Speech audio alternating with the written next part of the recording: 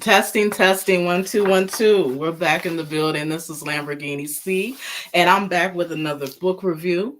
If you are enjoying kind of this series, hit the like button, leave a comment for me so that I know that you're enjoying it. I think that it may be worthwhile to revisit some of these topics or these books with maybe a panel discussion because I think we can get into like some really good discussion and learnings around some of these books. So hopefully I am inspiring some of you guys to check out some of these publications, especially if you are on your entrepreneurial journey, if you are in business. Again, it's all to help us along the way. Hold on, I'm gonna turn on my camera. There we go. There we go. So I was inspired to get the book Narconomics. As you can see here, I have an older edition that I was able to get actually at a very, very reduced rate. And so, and I also, as I usually do, I will get the physical book form and then I also get the Audible. So that I can kind of bounce back and forth between the two. Because sometimes I just, after staring at the computer all day, I just need to digress. And so sometimes the way that I'm going to get through a book is through Audible. And then there's times where that might not even help. So sometimes I actually have a website I came across. Mm, Probably like last, I think it was last year sometime, or either earlier this year, that actually kind of gives you like the cliff notes. Now, those of us look from college, a lot of us, we know those cliff notes come in handy. And so, that's another way to kind of get through some of these business books and get some of the key points and components. But I thought that this was interesting. Again, it's controversial. The book is entitled Narconomics: How to Run a Drug Cartel, and it's written by Tom Wainwright. And I think, of course, when people see the title, they're probably automatically going to think that, or know, okay, this has something to do with drug affiliation. They're probably going to think, oh, it's glorifying, like the gang culture, the drug, culture, narcos, and what have you. But not necessarily. So, well, not really at all. It actually was written kind of as a documentary, so to speak, like years ago from a news reporter, a journalist that actually went in, into Mexico, into Juarez, which, if you guys know anything about like the Mexican territories, like some of the towns that are right across the border from the US, like Juarez this is one of those places, right? That you probably, if you don't have business there, you really don't even need to be going there. Another one of those areas that I used to go to frequently, I actually used to go there 2 weeks out of every month for a period of time, was Reynosa, Mexico, right across the border from McAllen, Texas. And I don't know what it is about those. Well, you know what? I guess, especially after reading this book, maybe I do know, right? Because around, I guess maybe it has something to do with the proximity to the U.S., right? And being able to get across the border, it does lend itself to the drug activity. It does lend itself to, again, to be able to transport across those borders, to be able to expand their territories, their markets. It lends itself to also to again, just have greater access, right, of being able to increase their finances monetarily. And so um those areas typically tend to be more dangerous.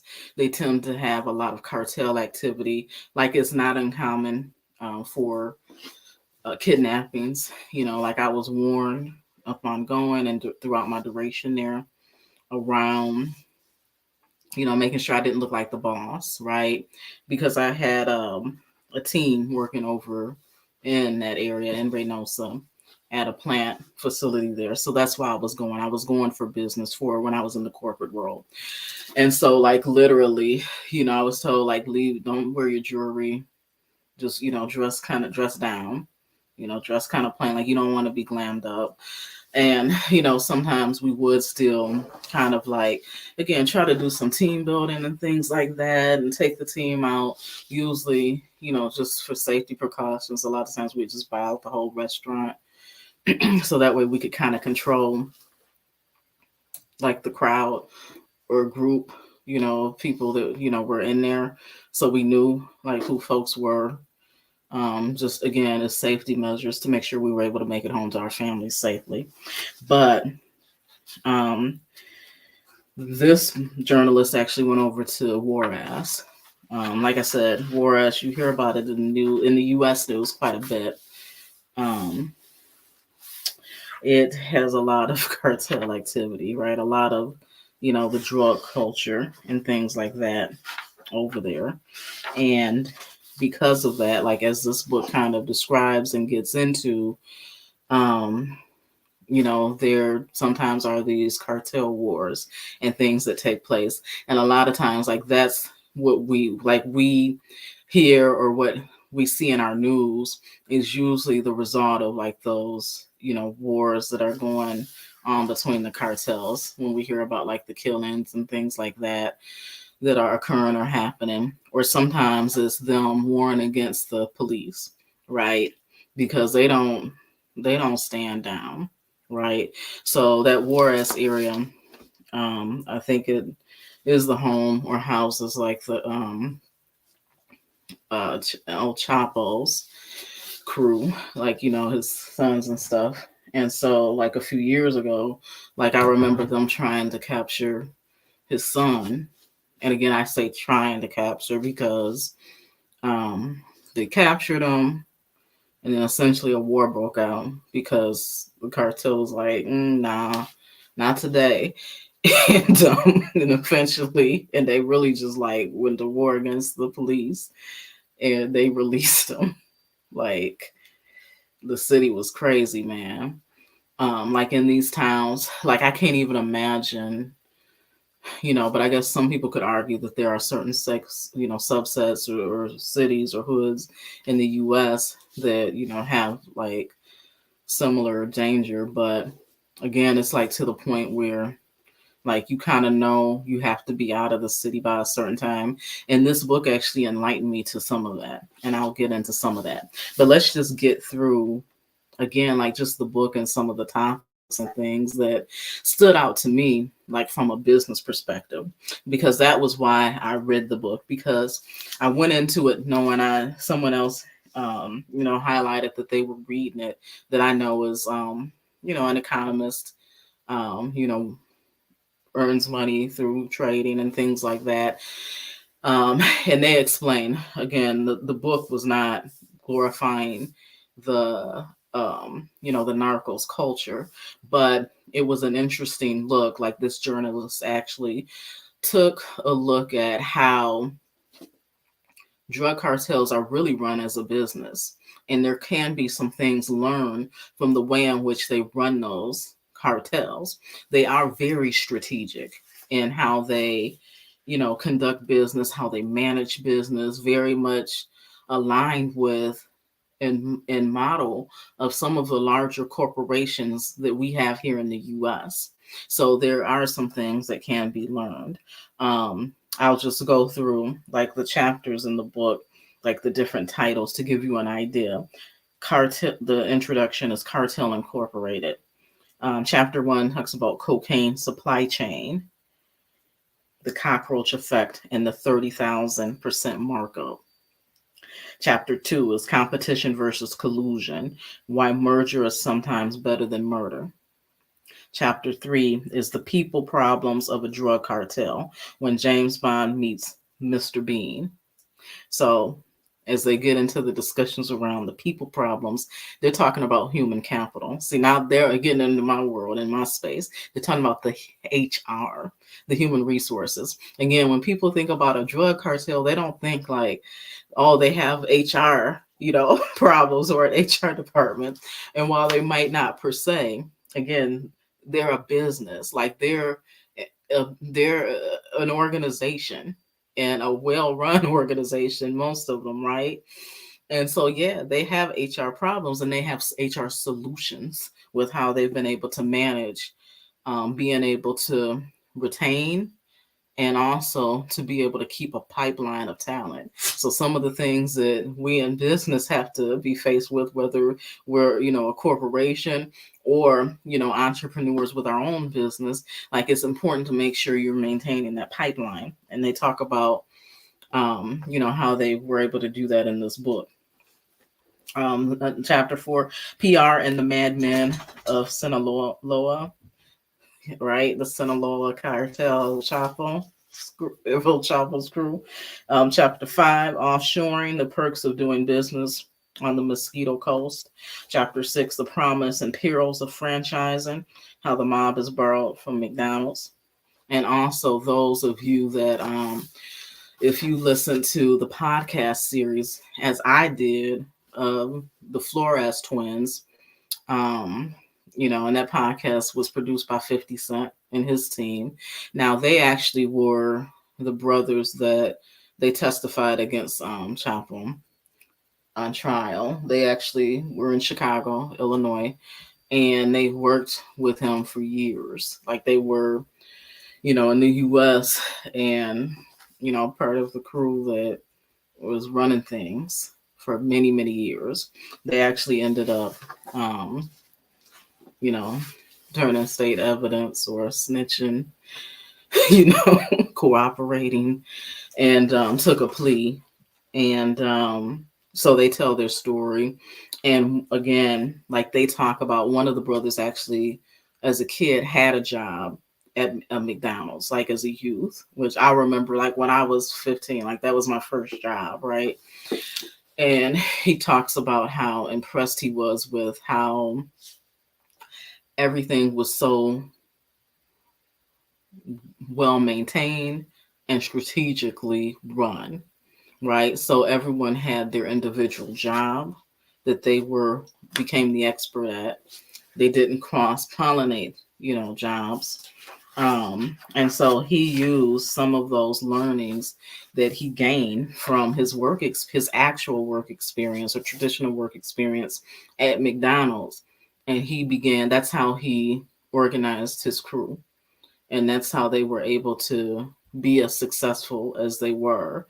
Like he attributes a lot of like the learnings of how to manage like teams and things like that from his like job as a youth at McDonald's Corporation.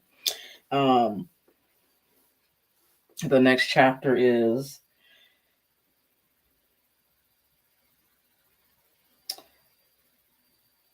the promise and perils of franchise and how the mob is borrowed from McDonald's. Okay, I just said that one. Innovating ahead of the law, research and development is the legal highs industry. Ordering a line online, how internet shopping has improved drug dealers' customer service, diversifying into new markets from drug smuggling to people smuggling, um, coming full circle, how legalization threatens the drug lords, and why economists make the best police officers. So there's so much that I could touch on in this book. But again, I'm going to highlight, at least for me, and I'm still getting through the rest of the book. But I wanted to come on and just talk about it, right? What I've learned, like so far, the insights that I've gained. So again, a couple of things. One, the cartel, it is an incorporation, right? It's not just street culture, like they really are, like organizations. They run very strategically. Like there's a lot of thought process that's put into, again, the product, branding of their product, making sure they maintain their market, making sure that they keep their overhead low so that they can keep their profits high. Um, and there's a whole strategy around how they've been able to do that. One of which the models kind of the same way, similarly, how Walmart is able to do that, like here in the US, which is interesting. The other thing that stood out to me was around the human capital piece of it, the human resources. And again, because we know that violence comes with the culture, with the cartel culture. So they lose people, you know. Um, and so they have to keep a pipeline of individuals to be able to enter into the organization.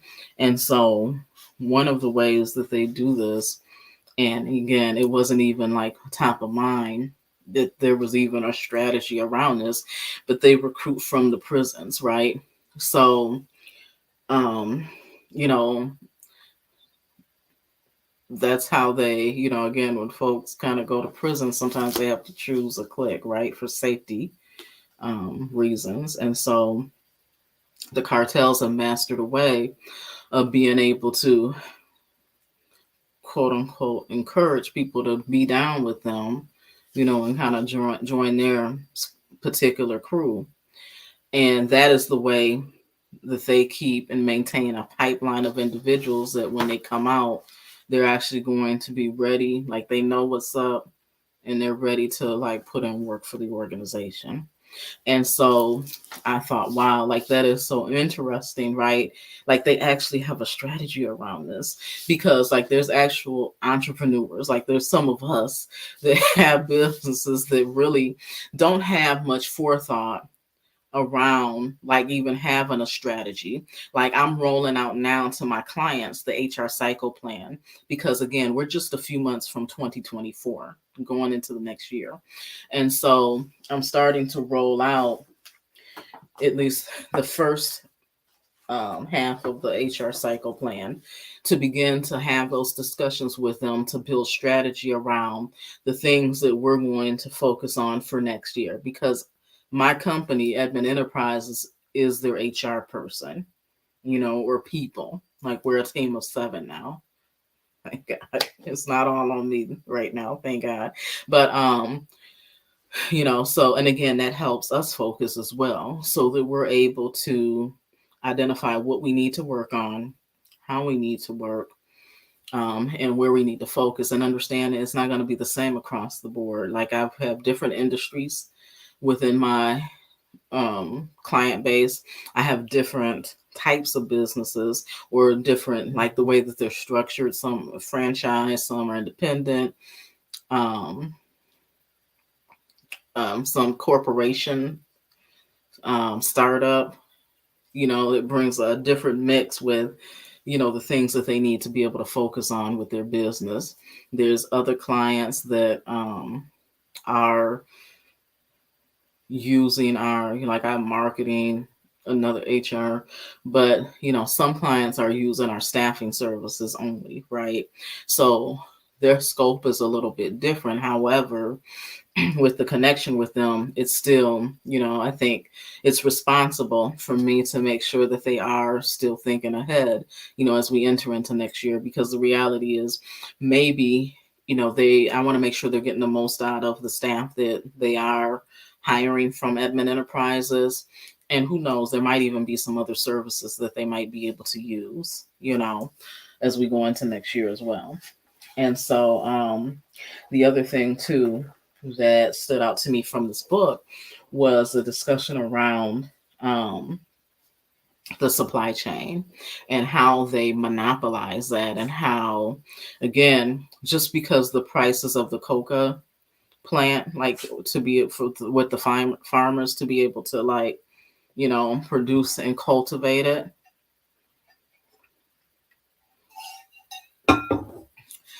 increases, they don't take that on. Like some businesses, like now again in America, we're in a state of inflation. So some businesses, because the prices are rising on them for their supplies, right? They're faced with either eating those costs, or they oftentimes try to find a way to pass it on to the consumer, right? They don't do that, right? Again, sometimes like they have the ability to use tactics that we can't as business owners legally. So keep that in mind, right? So it's not going to be a complete roadmap. Sometimes they might use tactics like threats. Here a life can change how somebody moves, right? It can change their level of cooperation with you. And so, so they use that when they need to, and enforce it when they need to. But yeah, they make sure that they keep their supply chain intact, and they keep their costs down where they're still able to make great profit. The other thing too around that is, again, the percentage markup. Now, I remember several years ago, like my cousin and I, we embarked on in business together.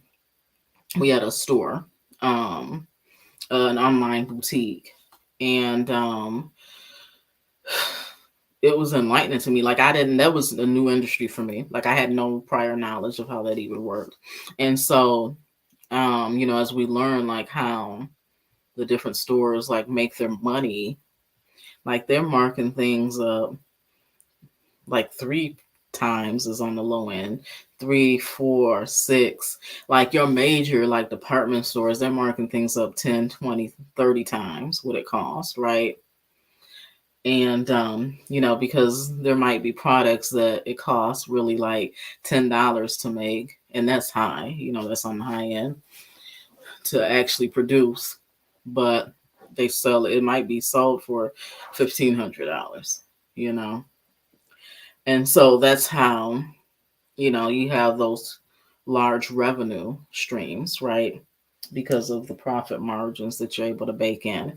And so anytime, like if you're in business, whether you're selling a service or goods, actual tangible, like products per se, you want to make sure that you have built in from your revenue and your cost to produce or your cost to provide a service, that you have built in a significant amount of opportunity for profit, for that good or service. And the cartels have mastered the ability to be able to do that. The other thing was around competition, right? And again, it was interesting how they talked about how they deal with competition. And and it reminded me in the book, like my eyes got big because again, oftentimes we hear about the tragedies, we hear about like people being found bludgeoned, you know in the streets, or paraded, or bodies being dropped in the middle of like towns. And oftentimes that occurs from, like, most of the time, like it's not like they're not going after like innocent bystanders, or like your just regular residents. Those are usually people from rival cartels, and they use that as an opportunity for a message to be sent. And I didn't connect that. Like, I didn't realize that. You just see the brutality in it. And so one of the strategy that they do is, a lot of times, if they see, like, if there's a rival cartel that might be gaining on their territory, they want to make it hot for them. And by that, they want to create enough commotion in that particular town or city that the police start to get involved, that the police start to have to really police and monitor the area a lot more, where it makes it harder for them to move as freely as they need to move to be able to conduct business, right? So now you're impacting the other cartel's business. And one of the ways or strategies that they go about doing that is they create commotion, they create brutality. So they may go into that town and get some of the other cartels members and kill them brutally and display them, like post them up in the center of town. And strategically, a lot of times they will do this around 6 p.m. in the evening, because they want it right in that window where it can be seen caught in, the police is involved, and the media gets involved, or sometimes they may even actually go to the media and pay them or threaten them with their life to have them report out on this brutality, how horrible, right? So that word gets out, and gets to the government and to the police, and they begin to get involved and begin to put initiatives in place as they should to protect the citizens of that town. So, like I said, the strategy around it is, not having to take out that whole cartel, but they look at it as we're going to make it so hot that you're not even going to be able to operate your operations like you're used to. Like you're going to have to find other covert ways to be able to move your product, to be able to conduct business than normal. But you're not going to be able to just walk away freely. And that hinders their business and kind of gets them, it hurts their competition. And it reminded me of a time when I was in Reynosa, Mexico. And I remembered this trip I was by myself. Like I had a driver. Like I would fly to, like I said, Texas, McAllen, Texas, and I had a driver from Reynosa that would come pick me up from the hotel in Texas and drive me over the border, and he'd come pick me up from the plant and drive me back across the border to my hotel. And like I decided, like I was in the middle of just trying to crunch through some work and get some work done. And I had decided, like I was by myself, um like instead of going back across the border and making it back there and just being at the hotel, I was like, I'm gonna stay here at the plant in my office and really crunch things out and get this work done. And I remember one of my employees coming to the door and saying, hey, what time are you leaving? And and I was like, oh, probably about 6 or 6:30, because I figured it usually took an hour and a half or 2 hours to get across the border, because it would be that much traffic. So you had to be ready to just sit in the car, right, trying to cross the border, like one way. You would sit, it would take an hour and a half to 2 hours, like sitting in traffic, just slowly inching up, every couple of minutes until you could get to, the border patrol where they check your information on your passport or whatever, global entry. But I remember, like, I was like 6:30, and she was like, no, no, you need to leave now. You need to leave now. And I think it was like 4 something, right? And and I was like, why? And I'm thinking like, oh, they just want me to leave because they want to go home. They think they have to stay, which I didn't care. Like I'm like, y'all can go, like I'm just trying to finish the work and so I can get prepared for the following day. And no, they actually, like, this book gave me insight as to why, like, she literally, again, she knew, right? You got to get out of here before 6, right? Because like I said, if something's gonna go down, the cartels, they're strategic in their timing. They do it around that 6 o'clock time frame so it can still hit the evening news, right? And so, no, I got my stuff together. I didn't ask questions, because I just trusted, and I could tell, like, she would, like, again, like there was some concern, right? She was like, no, you need to leave now. You need to leave now. And so, I gathered my things, and she called. She had the number of my driver. She called him, told him, like, you got to come get Clonetta. And like I said, I think it was 4 something, which was right on time, right? Because by like I said, an hour and a half to 2 hours would have put me like right at the border at about 6 something. So I would be heading out of the town, right? So I'm thankful for that. But like I had no clue. Like I had no knowledge of that, of how she was trying to protect me. So I'm very thankful for that. But that was an insight that I did not even think about. I did not even consider, you know. Um, but as I'm going through this book, like I said, again, there is some salaciousness around, um, the inner workings that the author uncovers around, how the cartel is kind of run behind the scenes. But there also are some things that can be taken away that can help challenge the way that you think from a business perspective, and have you step back and take a look at how you're running and operating your business to really evaluate if there are some changes that you need to make. And again, it doesn't mean necessarily that you're doing anything wrong. Like in business, you should be ever evolving and ever changing and ever growing, right? You should always be taking an assessment and taking a look at, again, um, do I have the right clientele? Like you'll find and you'll go through these intervals with your business, excuse me, where you may come to certain points and realize the prototype or the avatar that I had initially created as my client is not a fit for where I am now, or is not a fit for my future, where I'm going, for with the future of the business. Um, and so you have to assess whether or not, like, some of those clients are a fit. And I'm going through that now, right?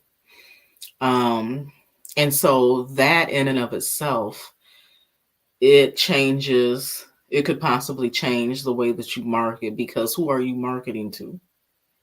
You don't want to, if you're making a shift, you don't want to market to the wrong people, right? Because you're attracting those clients that, again, it's just not a fit, right? And it may not be a fit because, again, when you look at, time as a resource, um, with 24 hours in a day, like how many clients can I actually have and be able to provide excellent service to, even with my team? Um, so the mix may need to shift a little bit of who we're able to provide services to and what types of services we're able to provide, right? Then I also look at, um, internally, like from a staffing perspective, how am I able to, like, 10x myself, and 10x myself in a way where I can have those who work for me provide services, excellent services to our clients, where they don't miss a beat, and I'm over to oversee, and I'm over there to answer questions and to guide and mentor. But instead of me having to do it and use my energy and my personal manpower, I'm able to have someone else do it at a rate that still nets a good enough profit. And I'm working through the mastery of that.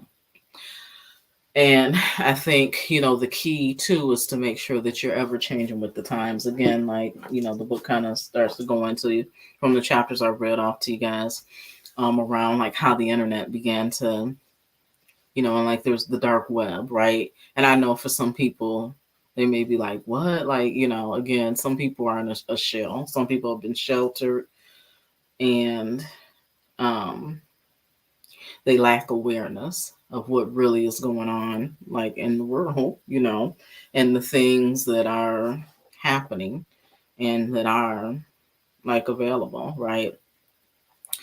And how things just go down. Like there are some people that are naive, right? And I have some friends like that, Um, and sometimes, again, like it puts a strain, right? Because again, that awareness is just not there, or everything's just so surprising or shocking. But at the same time, I don't blame them, because sometimes, I do envy or wish, or not even envy, but sometimes I do step back and I wonder, like, what would it be like if I was so unknowing or didn't know, and had that innocence. Um, I think it would put a lot less worry. But because of my knowledge, because of my travel, because of my God-given gift to connect with people, or people, or it's the light in me, that people see. They gravitate toward me and connect with me, and they just start sharing things, right? Like, again, like this book talks about, like, I'm not like, it's not shocking to me, like in the chapter where they talk about how the cartel began to take a look at, again, the services there and product, their product offerings, right? And how they, were migrating from, and diversifying into new markets, from drug smuggling to people smuggling. There may or may not be conversations that people have had with me around just that, allegedly. um, so I know that's a real thing. So that's all I'm gonna say on that. I know it's a real thing. And so, um, so I think it's just as interesting, of the sorts. Even, again, the piece around merging, um, when sometimes, like, for companies, they come to a point where that may be the better solution, to be able to merge with someone. I actually was watching today, I caught the 10X conference, a portion of it, which was good. I'm not the most fan of Grant Cardone, but the information that they gave in their 10X conference today actually was pretty good. And he was talking about, he's fallen in love with this amino acid producing company that he actually was taking and getting results from. And he approached the guy who owns it and told him, hey, instead of me going and reproducing your product and becoming your competition, why don't we work together? I want in on your company, and I'm going to take it, skyrocket it. And he was able to, convince the guy, and and they're working together now. But he was right. He was like, it saves me time and money from the research I would have to have the team do to try to reproduce the product, then doing our own branding and marketing, with this guy. And then it's just going to deteriorate his company, because, again, he already has a brand and a name. So people are going to gravitate to him naturally. So it actually was pretty smart, and it enlightened me too. Like, I hadn't thought about that, but it's interesting that even like the cartels have, like for years, like they've had the insight around that and how they operate. So again, I hope these insights were useful to you. I hope it sparked you to, maybe take a look at the book, or find one of the sites or the apps where you can get kind of the cliff notes for this particular book. It's not on all of them. So you have to, before you go and sign up for a subscription, make sure they have the book first, or download it on Audible and listen to it on Audible as well.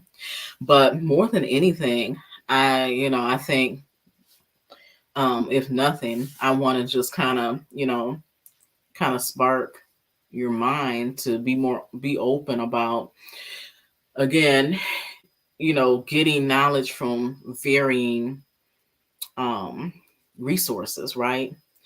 And how you can get knowledge from varying resources. It doesn't always have to be the same old stuffy business book, but it actually can be, like, I love, like, where there's business advice from entrepreneurs or from real life scenarios and things like that. Like, that's most useful to me. Like, those are things that I actually can go and apply, right, and put into action. So, again, as I was going through this information, it really solidified that much more how I need to sit down and I need to go through the strategy, for the different areas and components of my businesses, and, really make sure that we're set up for success for 2024 and continued growth and development. And so, again, I hope you guys will check the book out for yourself, and, leave comments below. I would love to be able to read, if you guys have read the book or started to read the book yourselves, like what some of your takeaways may have been, what's been your take on the book, especially those in cannabis. in the cannabis industry, because again, there's the whole thing around like the legalization and how it impacts, their business and things like that. I would love to be able to read and explore those comments. But again, thank you for joining me. I'm Lamborghini C, and have a great day.